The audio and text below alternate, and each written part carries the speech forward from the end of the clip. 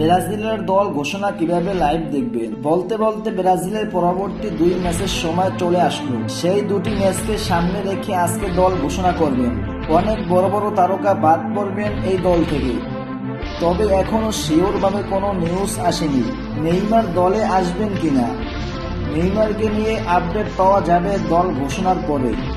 আর ব্রাজিলকে যেহেতু বিশ্বকাপের স্কোয়াডের প্লেয়ার নির্বাচন করতে হবে, তাই এই 2 ম্যাচ নতুনদের নিয়ে খেলতে চান তিনি। তাই কার্লো আনচেলত্তি এমন একটি সাহসী সিদ্ধান্ত নিয়েছেন। বর্তমানে ব্রাজিলের বিশ্বকাপে কোয়ালিফাই নিয়ে কোনো টেনশন নেই।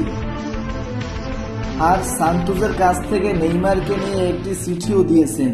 অনুশীলন করার সময় নেইমারের উরুতে আঘাত পান, যার ফলে তিনি অনুশীলন বাদ দিয়ে রিকভারি করছেন। এবং সান্তোস থেকে জানানো হয়েছে নেইমার আগামী 13 তারিখ ফ্লুমিনেন্সের বিপক্ষে মাঠে নামবে।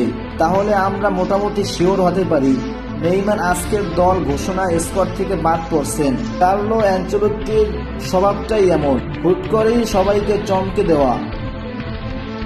আবার এমন অবস্থায় নেইমারকে দলে রাখতেও পারেন।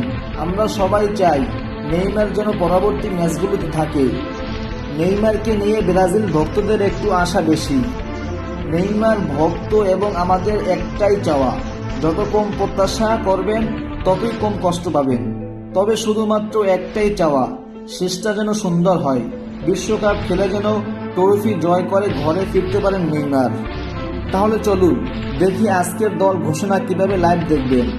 বাংলাদেশ সময় রাত 12টা 30 দল ঘোষণা করবেন কোচ কার্লো আনচেলত্তি। এই দল ঘোষণা সরাসরি লাইভ দেখতে পারবেন সিবিএফ এর অফিসিয়াল টিভি চ্যানেল থেকে।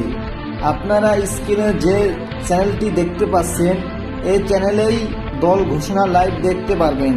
এছাড়া যখন দল ঘোষণা হবে আমি পোস্ট করে আপনাদের জানিয়ে দিব।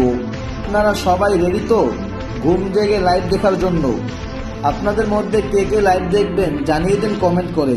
আর ফুটবলকে নিয়ে নতুন কোনো প্রশ্ন থাকলে করতে পারেন, পরবর্তী ভিডিওতে রিপ্লাই করব। ধন্যবাদ।